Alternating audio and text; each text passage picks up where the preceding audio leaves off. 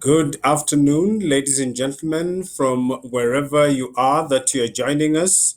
Welcome to the COVID-19 and Democracy in East Africa, which is a virtual conference at this difficult time.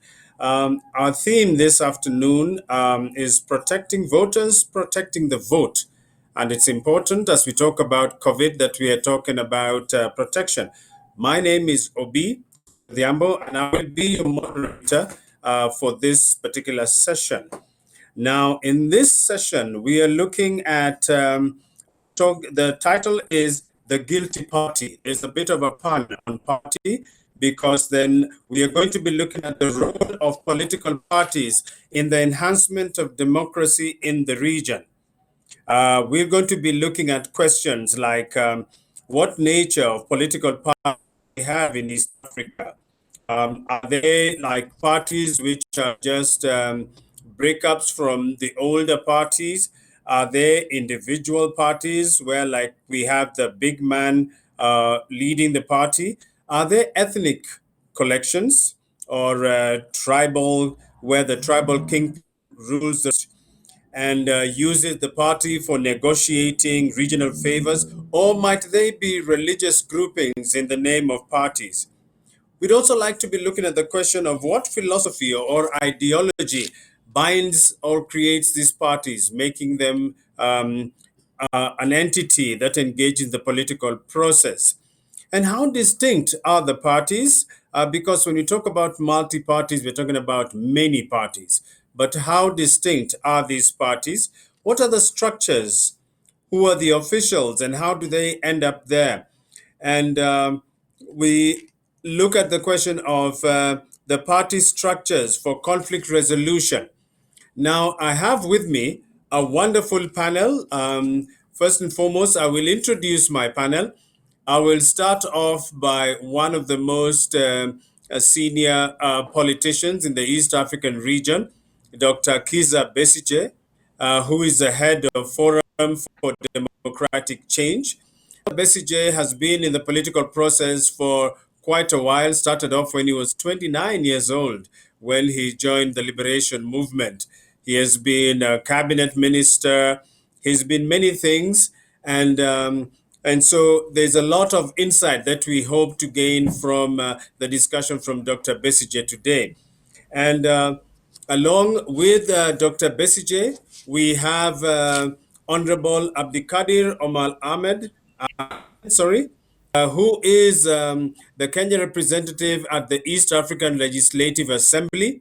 He's a former member of parliament in the Kenya National Assembly. He's an economist by training, has been involved in politics for a couple of years.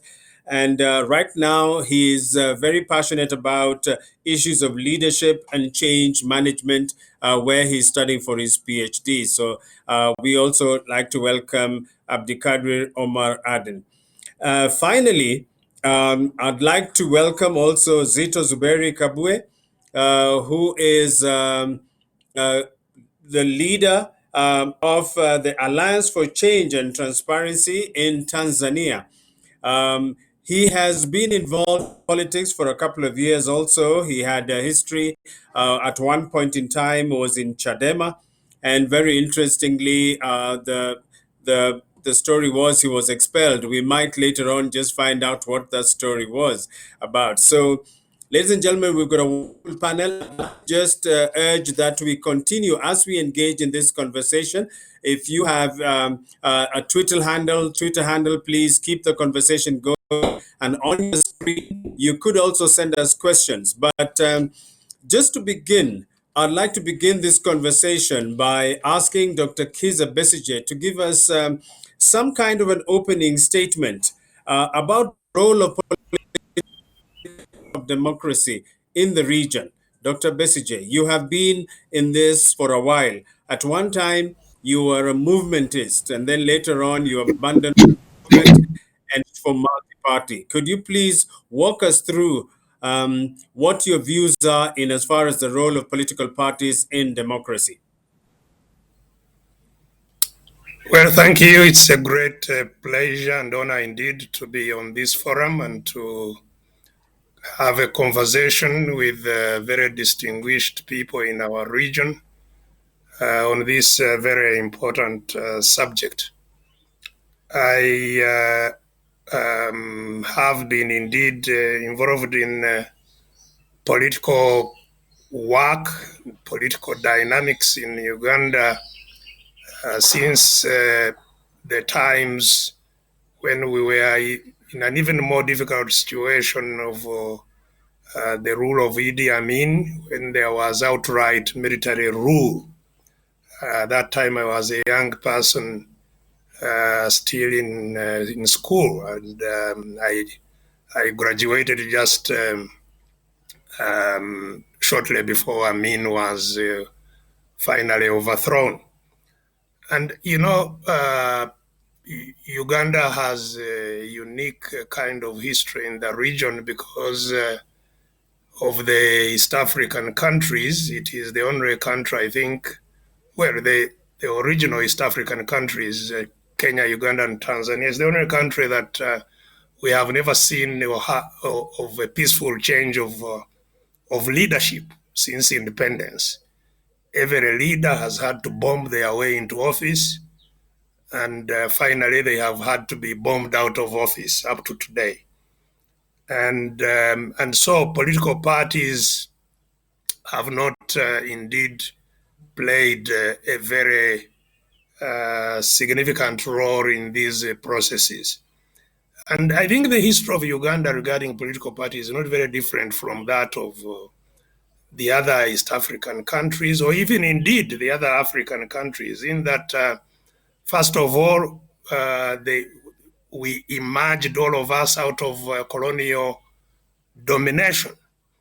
Now, the colonial advent itself came when the African societies were at different stages of centralized governance.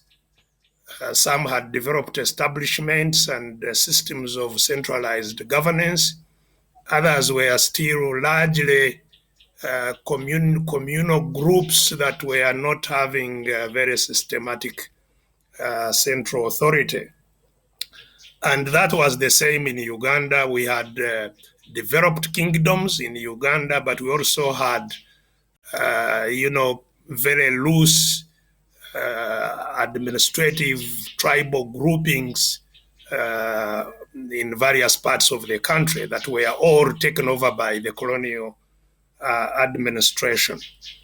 And under colonial rule, of course, the power of all people in Uganda was now taken over by the Queen of England by force.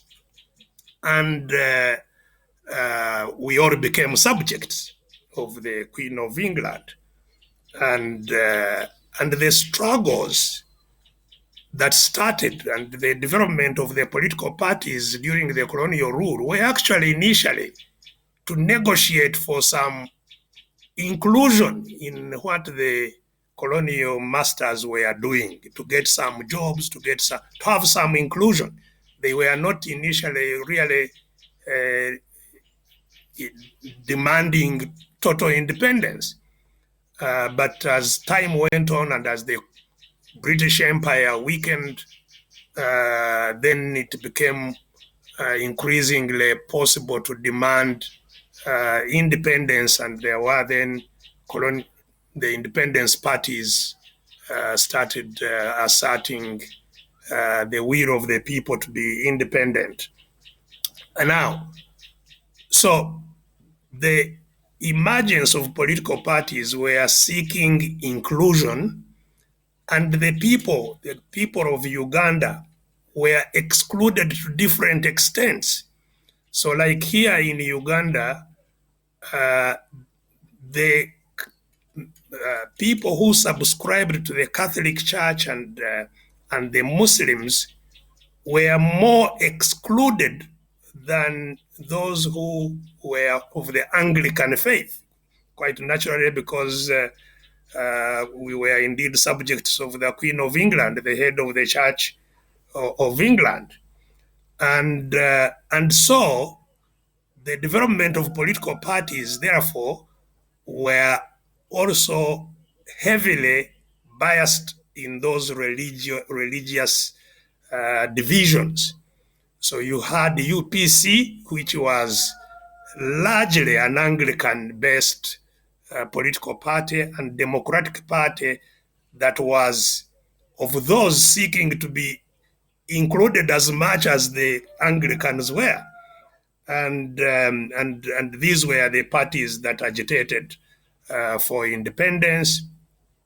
The elections at independence were indeed also quite problematic, because the British, I think, had a preference of whom they wished to live in power, and there were negotiations of the constitution that were very controversial, and all these then were inherited by the post-colonial administration and led to the initial strifes after independence, which were still largely as a result of the excluded groups in our polity. And for me, I think the British, therefore, the colonial powers, have had a very strong influence in how the political parties have developed. Because, as I indicated, they favored certain groups in Uganda, which influenced how political parties were formed. They favored whom they left in power at independence, and that caused further strains in how our politics was managed. And even after independence, as we know, because of the Cold War that was there then, the division between the West and the East, and the post-independence governments trying to now make a break from their colonial masters and going mainly east, were overthrown by the militaries that were left behind by the colonial administration, because again they had a lot of contacts, influence in the military, and that's how we all ended up with military governments post independence. And in fact, even by the time the military governments took over, most of the post-independence governments had already banned the other political parties. They were a single party. There was one party rule.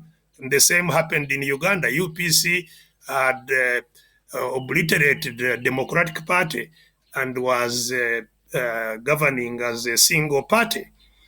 And then the military took over, and so the struggle in Uganda specifically has been since independence how to get guns out of our politics, because the first president of Uganda was overthrown by guns. That was Sir Edward Mutesa, who was the Kabaka. His palace was attacked by the UPC government. They were in coalition with the UPC government, was attacked, and he ran into exile. The military then overthrew the Obote government, which had used the military to attack the Kabaka. and then Amin took over.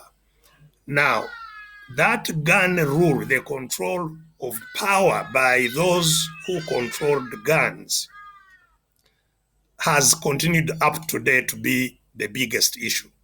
Because then the question was, how does sovereignty return to the population? How does, you know, how do we transfer power from this military administration? Now, when Tanzania helped us to overthrow Idi Amin, some kind of a transition was created in which the different political groupings formed a transition government to negotiate reforms that could usher in a new dispensation. But that process itself was overthrown by the military of the transition, which was basically controlled by two parties. The UPC had an armed wing, and Museveni, who also had a small group called Fronasa, had an armed group. And these formed the military commission, which overthrew the transition and now managed the election, the controversial election that led Museveni eventually starting a bush war. So the guns have been a constant feature. And that's how, indeed, when Museveni started a bush war, some of us who had suffered under the military establishment and so on thought this was an opportunity that we could rally behind, somebody who is an educated person, who is, talking the language of liberation, of people rule, of transferring power to the population, that we could rally around him with the war, overthrow those who had usurped the power of the people and return power to the people. That's how I joined General Museveni in the bush. By the way, I was coming from Kenya. I had been in Nairobi practicing medicine at that time. I left the Aga Khan hospital and went back to the bush here in Uganda.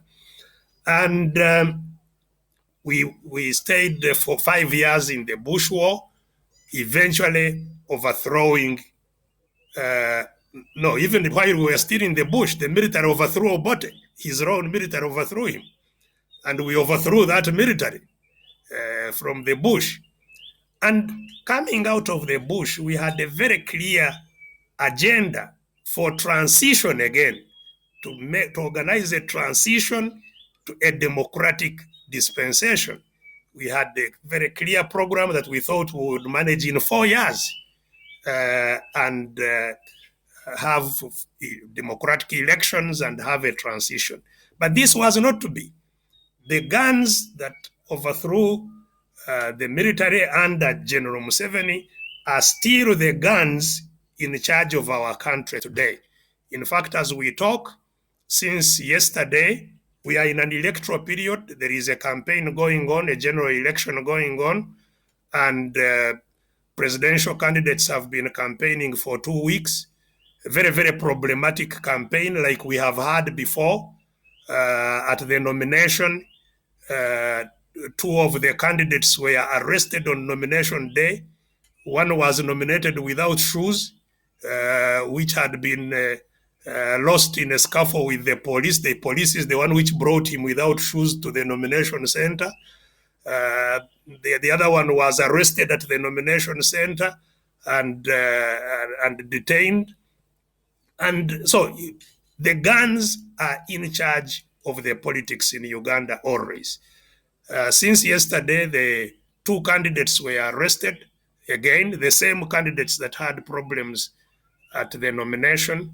The Honorable Robert Kyagulanyi, popularly known as Bobby Wine, was arrested while at a campaign rally.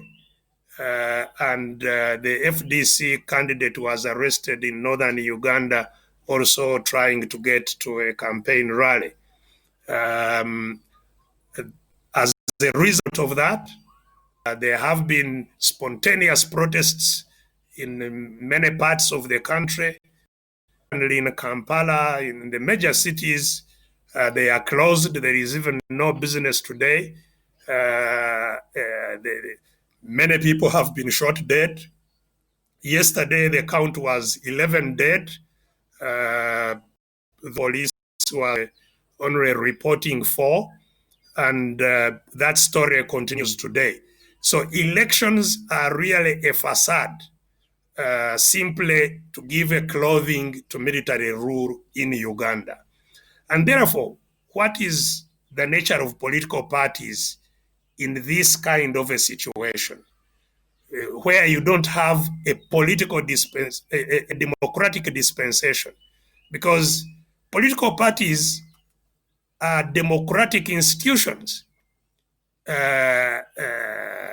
They can only function and thrive in a democratic dispensation. When there is no democracy in the country, it's very, very difficult for political parties to function as political parties.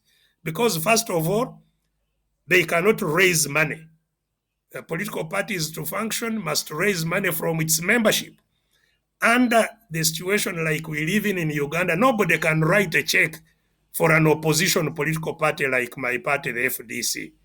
Anybody who supports, funds a political party will be attacked, their business will be destroyed. If he's employed, he will be thrown out of employment, and so on and so forth.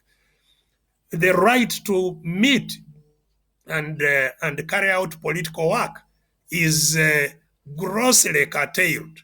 You cannot hold political assemblies as provided for under the constitution. Now in Uganda, a new obnoxious law was made called the Political Organizations, Political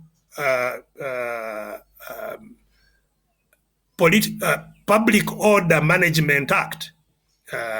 Public Order Management Act provides that in order to hold any political meeting, you must have the written authority of the Inspector General of Police.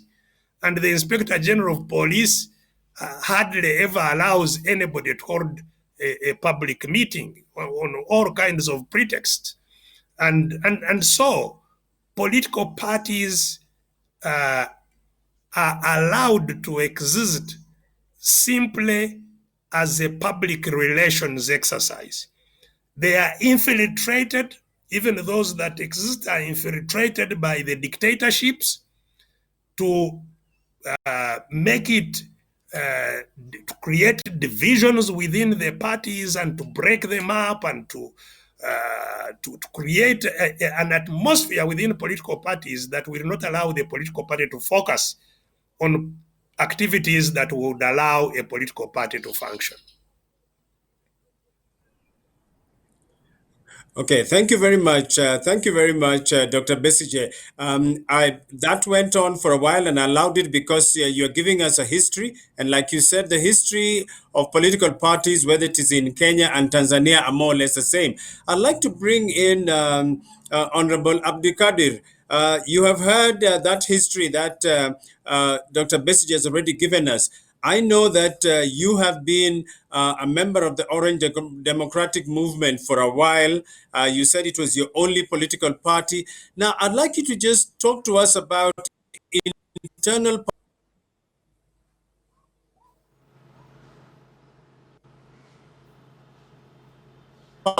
process.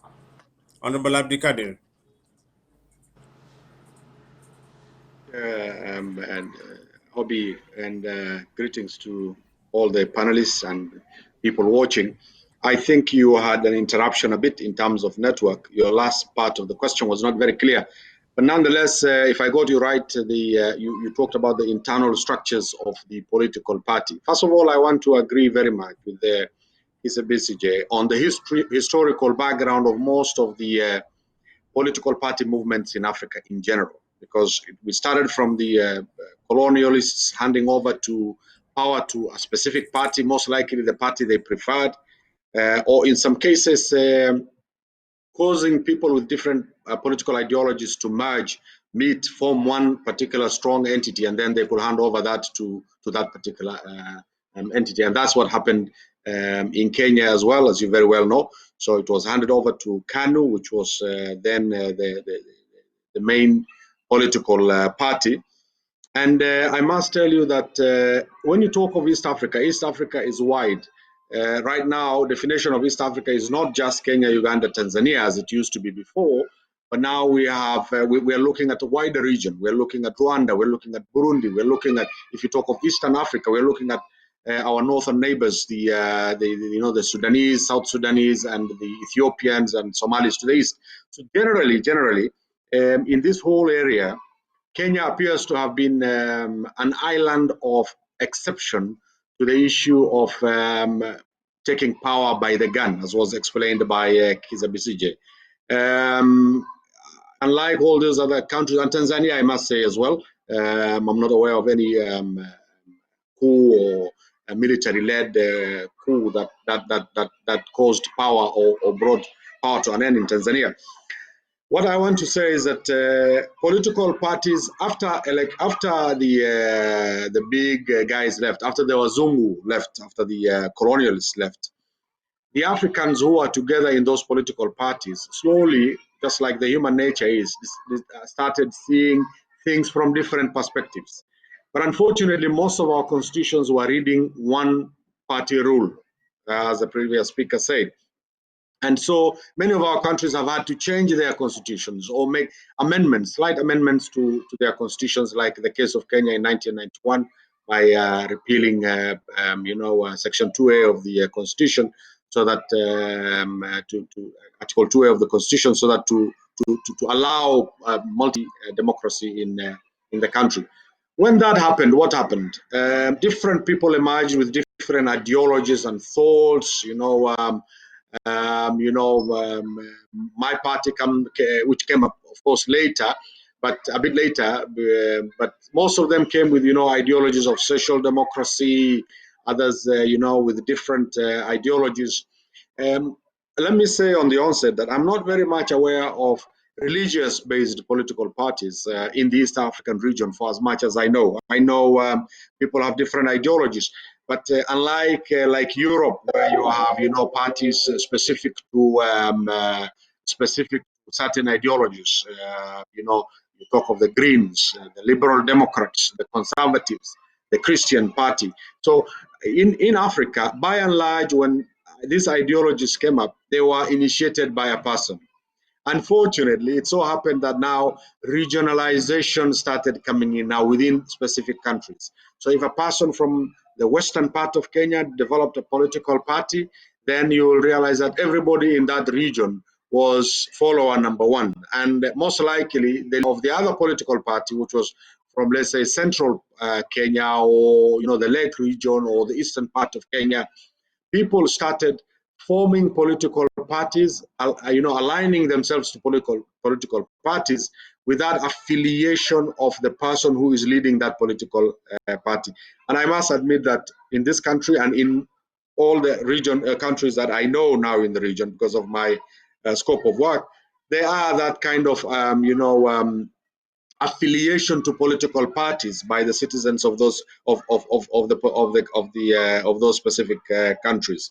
Now, in Kenya, we enacted a lot of laws which manages the affairs of political parties. We've got the Parties Act, we've got the Elections Act, we've got the Constitution itself, which of course starts from Article 38, allowing people to have the freedom to associate, to be in different political parties of their choice or different ideology.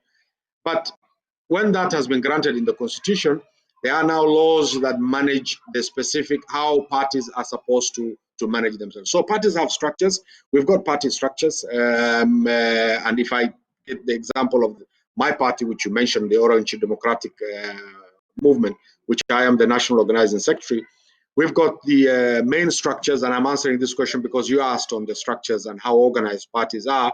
Indeed, parties have structures. They've got what is called the Central Management Committee, which is the top decision-making organ of the of the party. Then you have got the NEC, the National Executive Council. Then now you have the NDC, the National Delegates Conference, which now makes big decisions or changing the party constitutions and things like that. I must admit that Kenya and Tanzania have had quite a stable, organized political parties structure, if I may so say. They might not be perfect. They are very regional affiliated, ethnically inclined to some extent, some of them. But at least in terms of structure, there is that structure which is in place, which then governs who becomes a member of parliament, what is the process that they go through for the party, who becomes the party leader, what is the process to elect them, how is the constitution of political party amended. Unlike what Kizza-Besigye explained, in Kenya, we believe by taking power through the power of votes.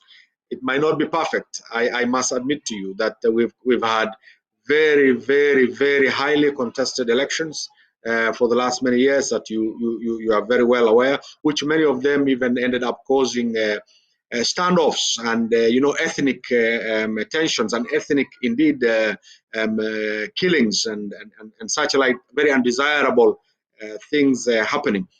But I must say, despite imperfections, at least we can say we've got political parties that are in place. And in as far as I know the case of Uganda, which the senior has explained.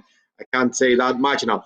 But I must say that for the other countries around the region also, unfortunately, political parties are not there's ideally political parties are supposed to be issue-based political parties. Many are, some are, let me say some are, but many are have very strong followings based on ethnic inclination. And hence, now when you come to voting, and because that's where we are today, how do you protect the vote?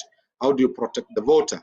You realize that you could easily become a victim as a voter in a given region because of who ethnically you are. I can mention somebody you can mention and say, I am from the Lake region, the Nyanza region of Kenya. Somebody will assume automatically where your party affiliation is. You may say, I'm from the central region of Kenya, and somebody will say, we know you are probably most likely a Jubilee member. And sometimes the voter have become a victim as a result of that kind of affiliation to political parties based on ethnic lines. So what happens then? When the voter himself is at risk, then now you have the vote itself is not then protected, because now it means if I come from this region and somebody else comes from another region and we have different political parties, we form and merge, and we therefore become like the Jubilee Party, which is now in power, is very well known, for example, at the beginning of its formation, to have been a party from the central part of Kenya and a party from the Rift Valley of Kenya. And these are two large communities. You're talking of the two largest communities in Kenya coming together now to take the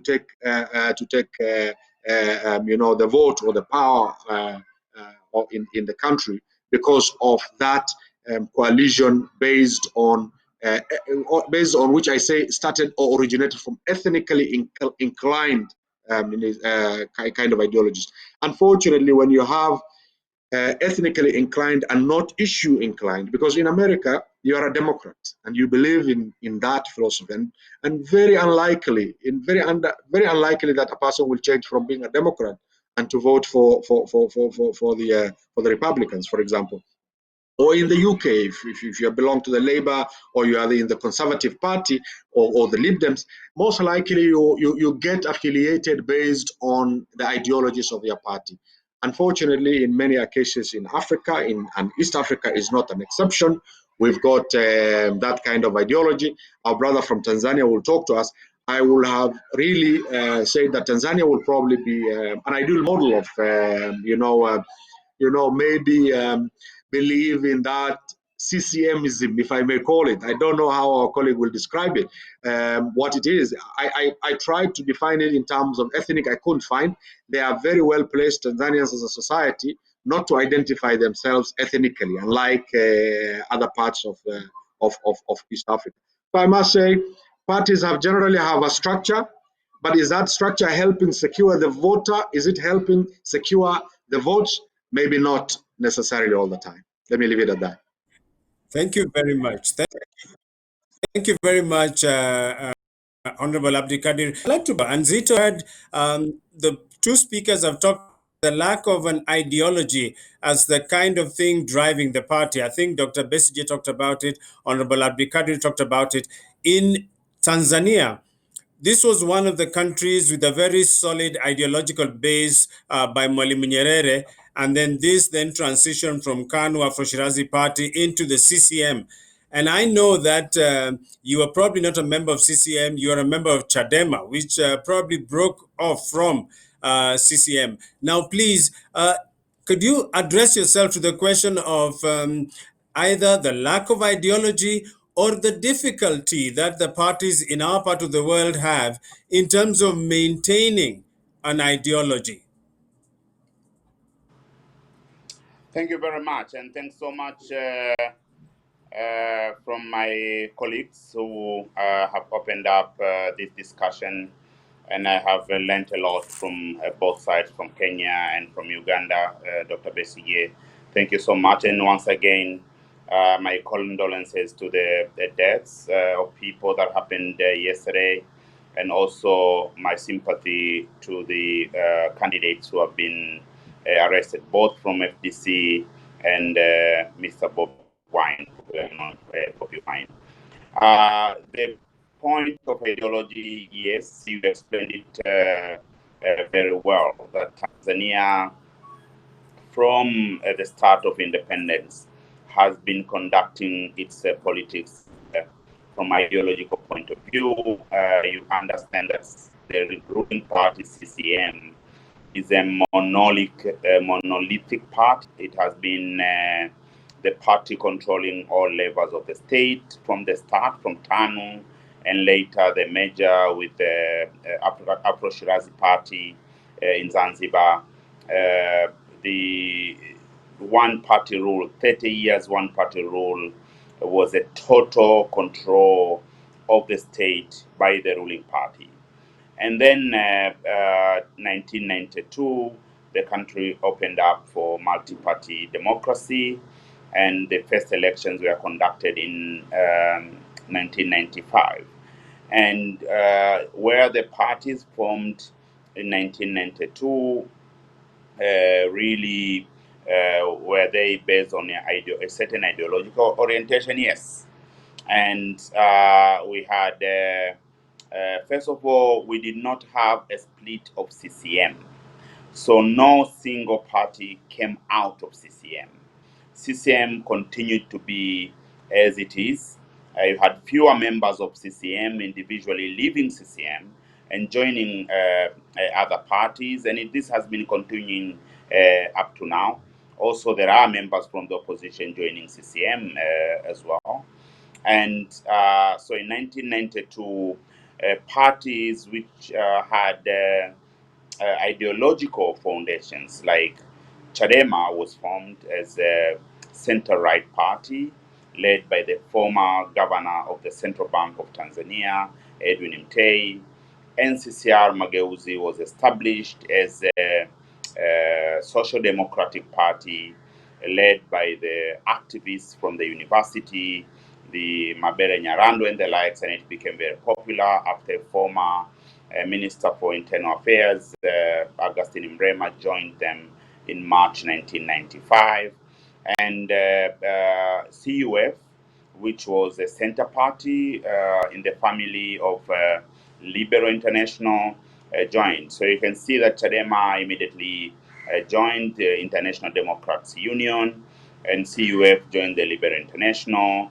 NCCR applied to be a member and became an observer member of the Socialist International. So even the parties that were formed after introduction of multi-party politics in Tanzania were ideological.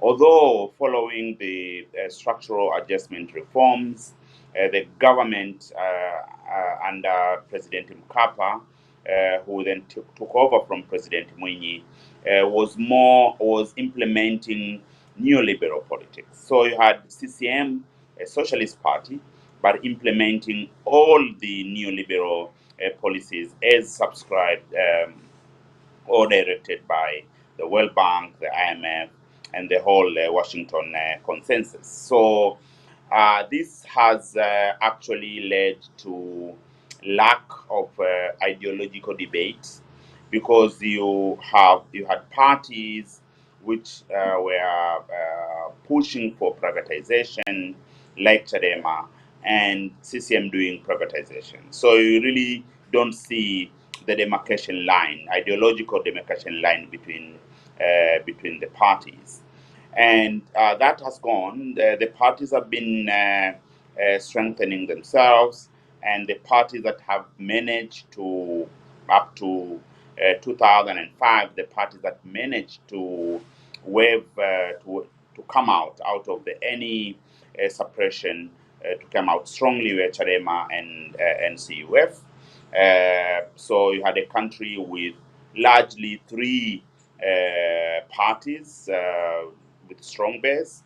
CUF, base being the coastal regions of the country and Zanzibar, and Chadema in mostly the northern part of the country, but in most of the urban areas across the United Republic, Tanzania mainland, and CCM as a ruling party and as a state party.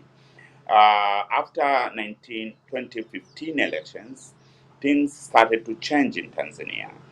The democratic transition that the country been enjoying turned in a regressive manner after the coming into power of President John Magufuli under CCM.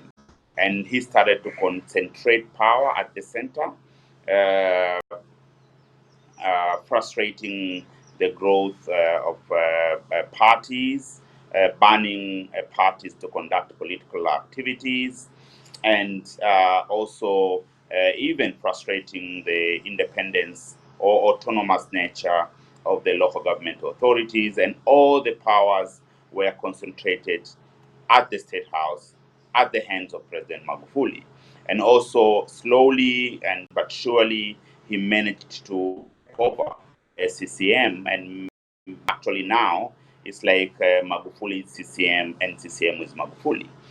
As it was since 2-3 years ago, Magufuli is the state and the state is Magufuli. So the whole positive trajectory that Tanzania was going through ended after the elections of 2015. And just a year before, I had problems within Chadema, and the problems were largely ideological on how, and the strategies on how we should lead the party towards being a governing party. I came into conclusion that the largest opposition party then, we had to prepare ourselves to be seen by the people as the governing party in waiting, as the government in waiting, and avoid the kind of politics that continue to portray ourselves as just the opposition and not ready to govern. But we had differences with my colleagues, and the differences were irreconcilable. And because of my left-wing leanings, I decided to get out, and there was a vacuum on the left orientation, and with my colleagues formed a party, ACT, as a center-left party mostly, or a left-leaning party. And later, after 3 years, there were problems within CUF. Then Maalim Seif Sharif Hamad, the leading opposition figure in the country and in Zanzibar mostly, joined the ACT, and now we became the second largest opposition party in the country and the third largest political party in the country. And we went to the election with very, very clear ideology, I mean, through our manifesto, and you could easily appreciate the approach that CCM was taking, that is the more statists, concentrating power into the state, the economy being governed by the state, and Chadema being more pro-market, more for ensuring that the private sector grow, and us, because of being left, and the people who joined us from CUF being more liberal, we moved into the center and advocated for a mix of the two, of the state-run economy, but more with the thriving private sector development, but also more on the participatory, inclusive economy. That has been our agenda mostly. So for now, I don't think ideology is a major issue in our countries. I think what people care more is the service delivery. What people care more is about their rights, their democratic rights, which are being in trouble in almost all countries in the region. At least now we can say Kenya is an exception, but yeah, you see what happened in the elections in Burundi and the problems in Burundi, what we saw in the previous elections in Rwanda, and the problems in Rwanda. No one actually, any strong candidate was disallowed from running. You remember the story of Diana Rigara and other opposition figures in Rwanda who were denied the right to contest on flimsy reasons. Then you have Uganda, the problems that are going on. We have Mr. Besigye here. He can tell the story 2001 now. The struggle he has been going through with the democratization process in Uganda, and now he has passed the baton to others in his party and other opposition as well.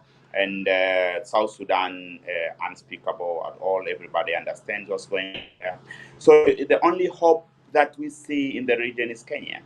And we hope that with the initiatives that are going on with the BBI and the likes, perhaps Kenya will continue to be more democratic, so that at least we can breathe, because our neighbor is faring better than us. But for Tanzania, I know that a lot of our friends in Uganda, in Rwanda, in Burundi, in Kenya, so used to see Tanzania as an exemplary, used to see Tanzania and try to be like us. I think Tanzania is going south, really going south. With now, CCM has 97% majority in parliament, super majority. President Magufuli can do whatever he wants to do. And that happened post the election. A number, as I explained during the introduction, a number of people have been killed. A lot of the members of the opposition are in prisons in different parts of the country. And now we are being threatened by the insurgents in northern Mozambique, which have already started to attack southern Tanzania. And the south of the country is one very dangerous area because of the lack of political participation, because this is the area where the opposition has been very strong. The ACT party is the largest, but it was denied no seat for MP due to the election rigging that took place in Tanzania. So as far as the tribal things are concerned, we are lucky that the president, founding father of the country, built a country with more nationalistic thinking, and tribal or religious tensions are really, really low and manageable. So that's why, for Thank you example, very I'm much. a leader of the party. Yeah, I'm the leader of the party from Kigoma, but with the most following from the south, from east, and from Zanzibar. Yeah.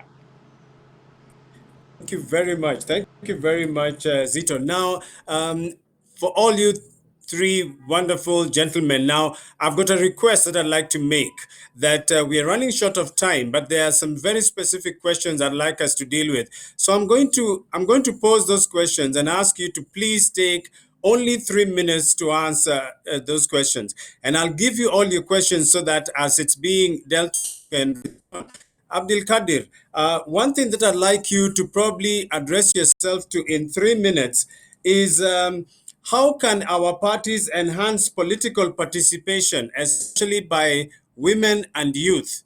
So what do we need to do? What are the structures so that women and youth can be more involved in political activities and open up the political space? So you will answer that in minutes, me, Dr. Besigye. We have just heard what we've said about ideology and ideologues, and I'd like you to just in 3 minutes just tell us what is it that we can do about the mushrooming of parties. If we can focus on ideologies, do we have ideologues, or is it the absence of that that leads to this particular problem? Can we actually have ideology politics, as has been suggested by our brother who has just spoken? And finally, the last 3 minutes before we wrap up, I'd just like to ask. Zitto once again. In this time and age when we are very keen on forming,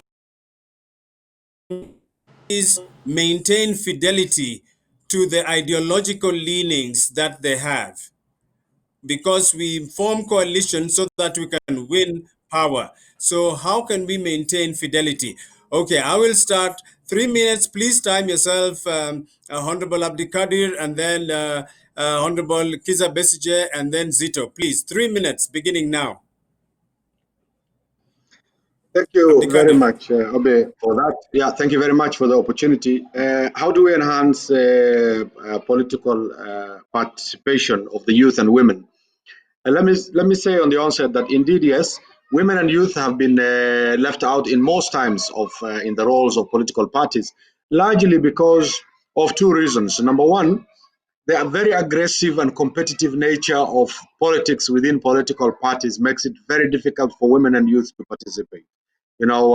Sometimes getting too tough, too violent occasionally. Secondly, resource.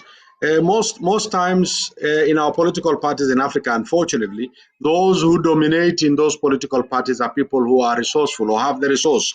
Unfortunately, Africa, resource is not with the youth, is not with the women. Unfortunately, studies have also shown that. So for that reason, I agree that women and youth have been left behind a lot in terms of participation in political parties. What is being done? Affirmative action, like the constitutional changes that we are now bringing and the many laws we are changing. Many of them are creating affirmative action for women, for roles of women and youth within political parties and in the mainstream politics in Kenya. Secondly, what can be done is transparency within political parties, the nomination process, the resource mobilization process, and the usage of resource. Unlike Uganda, Kenya political parties are funded by the state. There's a percentage of the national revenue which is shared by the political parties. So how transparent do we use those resources? How do we use those resources to enable those men, women, and youth to be able to participate in that? And finally, peaceful election, peaceful processes. Because as long as there is no peace, it's difficult for women and youth to be able to participate. These two lots are very vulnerable. The youth, largely because of their inexperience or lack of exposure, or mainly they become the first line front on they're the ones who get killed, they're the ones who get hit and all this. And for that reason, many of the reasonable youth who will want to be in politics are staying away. Similarly, women are not known to be participating very much in violence. So if political parties can manage violence issues and things like that, either through the moving constitutional changes or enriching political parties act, so that there's fair participation of these two constituents, I think there will be fair representation of youth and women in political parties. Yeah, on the Ugandan side, this question of ideologues is not one in which we are in short supply of. There we have academicians, we have people that have been espousing, all kinds of articulations on political ideologies and advocating for them. But they are totally detached from the population because the population is actually not participatory in the political processes that go on. They are aliens. They are not engaged at all. They are not even aware of what our constitution is, of what their rights are. So I think the starting point in terms of building uh, political institutions that are relevant to the people, we must start at the bottom. We must get the awareness and of the population to really be lifted up through engagement. That's where political actors, from whatever description, whether they are political party actors, whether they are civil society actors, I think we have to engage in civic education and civic mobilization so that we have active citizens who know what their rights are and who are willing and able to assert their rights and demand things to change in their favor. Then to equip the people with organizational tools that can start causing them to articulate group interests, and it's those group interests then that would merge into political formations that aggregate those interests into a coherent ideological trend. But imposing ideological positions that maybe are transferred from somewhere else and try to articulate them and make them the basis of organization of people that are not connecting with what you are saying, I think is the wrong approach, and that's where our political work really is focused on grassroots uh, incorporation into the political processes Thank through you. information and civic awareness. The fidelity question with the coalitions and everything, yeah, it is, the issue of ideology is what? Ideology is about principles. It's about the values. You don't just say I'm a socialist or I'm a center right or center, a liberal, conservative, whatever. It's about what is in it, what is the content, what is conservatism, what is socialism, what is being liberal, and the like. So the values are very, very important. And you might find out that in most of the ideological orientation, you have the same values, like democracy. If there is an ideology that is against democracy, then what's the purpose of it? So I'm very sure that it is possible to maintain these principles, even in the formations and the coalitions and the like, as long as the values are well identified and articulated. And this is the most important thing. For me, is just a name. What is the content of it? What is the value? And these are the things that when you go to the grassroots, as Mr. Besigye is saying, you find people talking about the same thing. People like to see their lives being changing in a positive way. Their personal development, their community development, their country's development, and their freedom, the fundamental freedom, the ability to speak, to associate, to write, to ask questions and the likes. And I think all these issues or the values, once the values are defined, once the values are identified, it is possible to maintain the fidelity.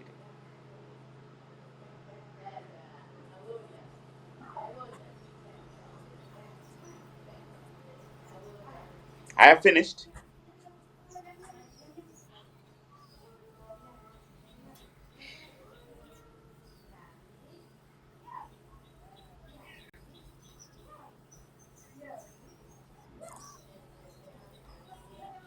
Seems we were logged off.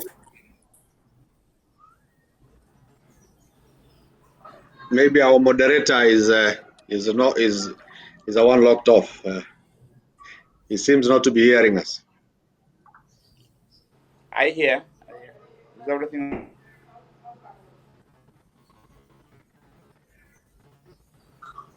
Thank you very much. Thank you very much, Dr. Besigye. Thank you very much, Honorable Abdikadir, and thank you very much, Zitto Zuberi. It's been a wonderful discussion, and for those who are following us, please keep the discussion going.